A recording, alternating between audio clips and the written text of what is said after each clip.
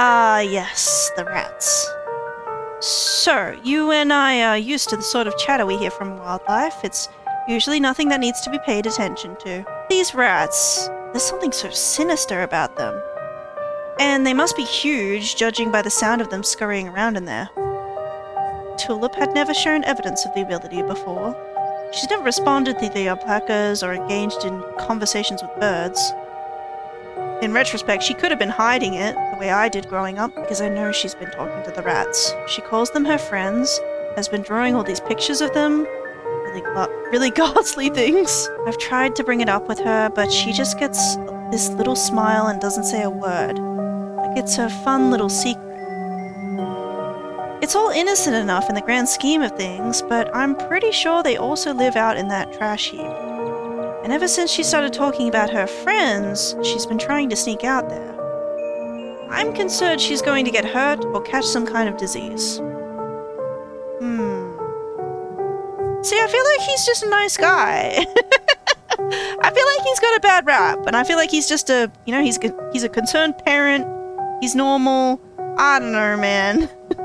I feel bad for him. What have they been saying? They like to try to goad me into crying or becoming depressed. They watch me through unseen holes and make fun of me and try to figure out how to press my buttons. It's annoying, but easy enough to block out, especially when I'm praying. I don't think they're a good influence on Tulip, though. She's gotten quiet and secretive ever since she started talking to them. I'd hate to think what they say to her when I'm not around to hear. Have you actually seen them? No, but I don't need to. I lived in a dorm that had rats once. You never see them, but the church has all the signs of infestation, and there's no mistaking the sound of little creatures stampeding through the walls. I've left out some humane rat traps, but they're too smart for them. All it's done is waste peanut butter. And I caught a possum in one, poor thing. Possums are never very bright. But at least he got a nice big scoop of peanut butter out of the ordeal. Has Janie hurt them? She's not in the church very often. She's usually in town doing her jobs until late, and we spend our evenings in the house. It's just me and Tulip all day long. Janie knows Tulip has made strange little friends, but thinks it's an imagination game. I was hoping I'd sort out the rat issue before she could get suspicious, but they're persistent, so I may have to hire an exterminator if I could get the money for one. I hope it doesn't have to come to that. Are you sure they're rats? I think so. Pastor shifts uncomfortably for a moment. I hope so. Is there anything I can do to help? Maybe I could try talking to them. That would be lovely. I'd certainly appreciate a helping hand here.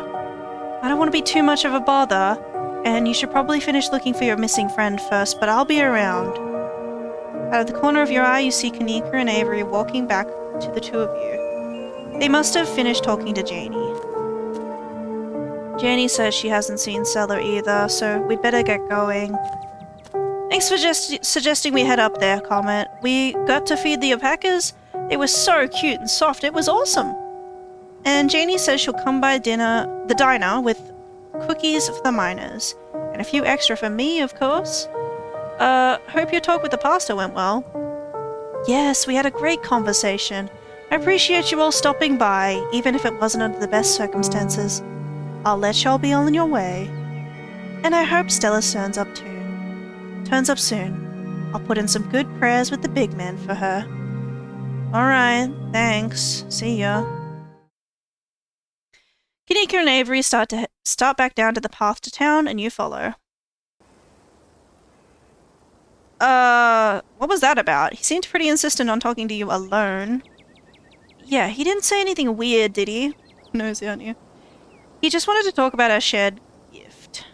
Wait, Pastor Daniel can also talk to animals? Whoa, this town is like some sort of hotspot for weird stuff. Cool weird stuff, of course, but this is starting to get pretty wild.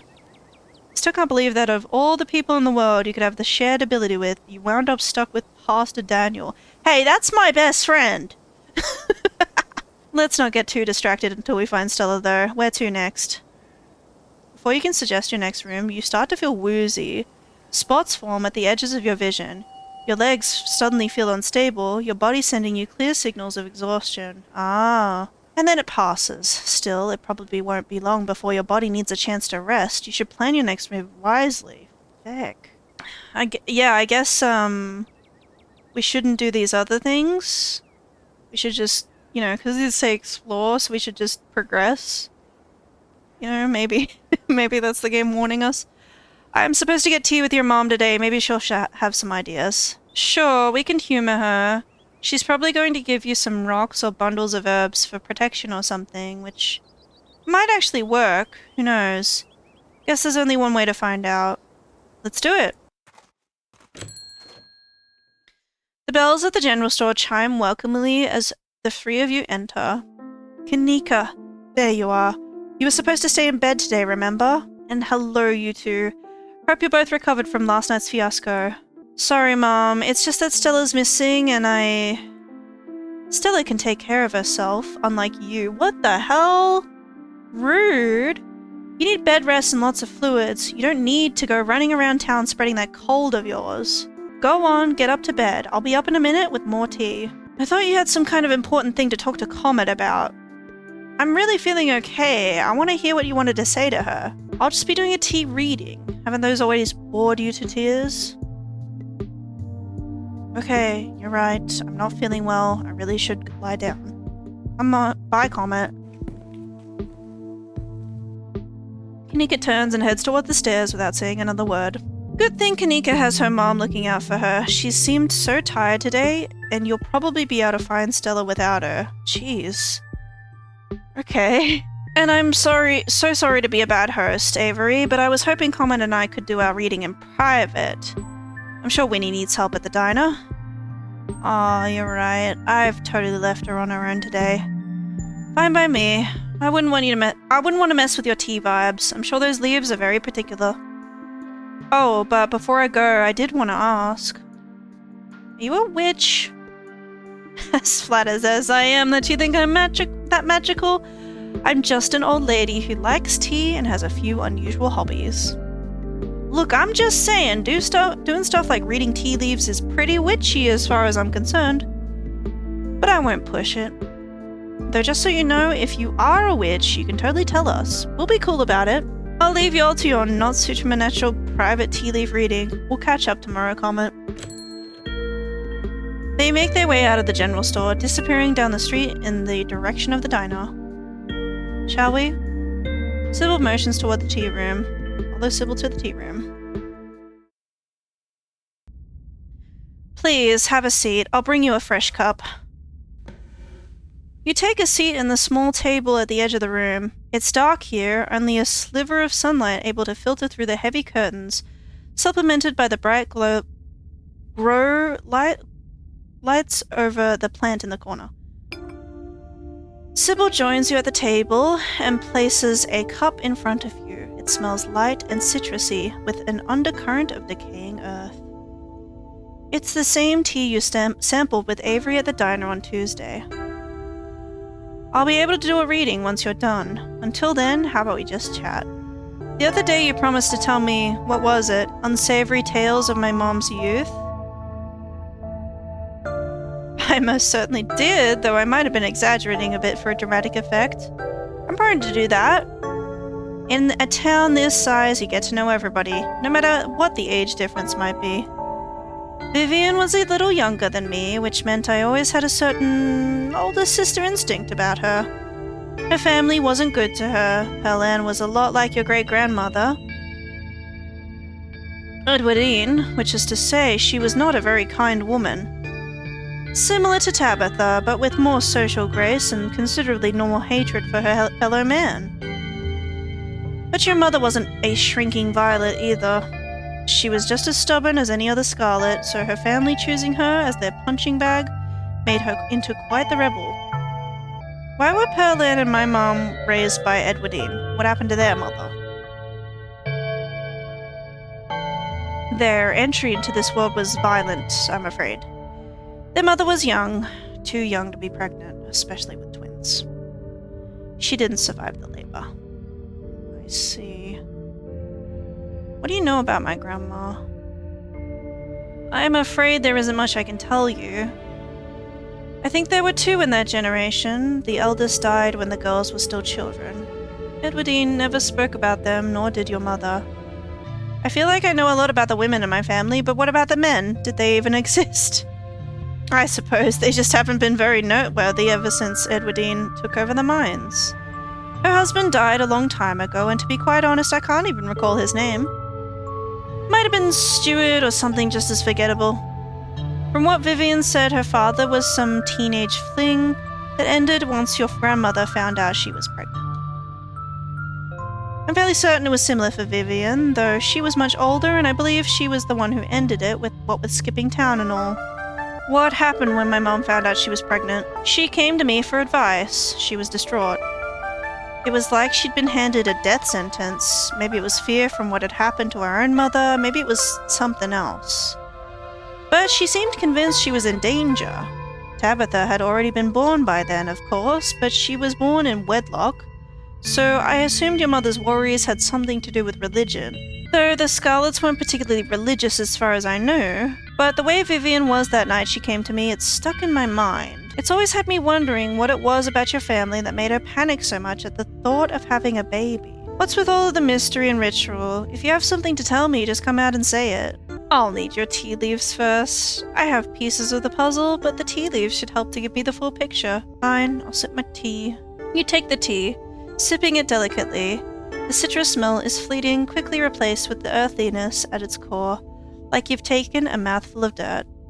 But the aftertaste combines the 2 flavors into something soothing and medicinal, and you find yourself feeling more comfortable, your muscles relaxing for the first time in days. The tea is gone before you know it, the small cup empty save for what's left of rehydrated leaves coating the bottom. Unless you're mistaken, the tea has also helped with the condition, at least a little bit. You still feel aged and worn, but you're a little less tired and a little mentally sharper than you were a few minutes ago. Oh, good! Glad you found the tea palatable enough to drink.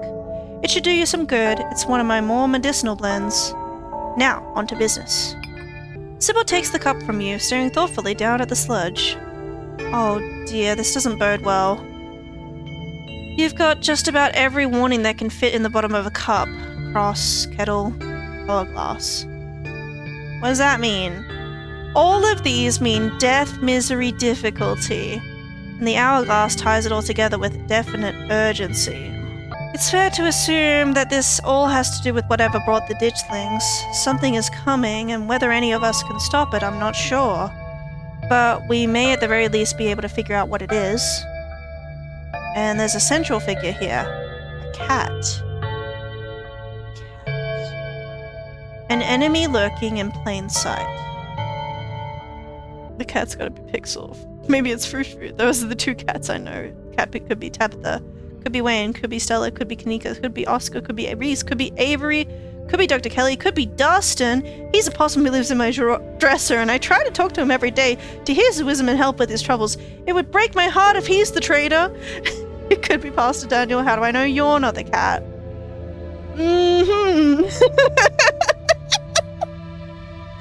All very interesting. All very interesting possibilities. So my brain wants to say Stella. I kind of suspect Reese as well. An enemy lurking in plain sight, right?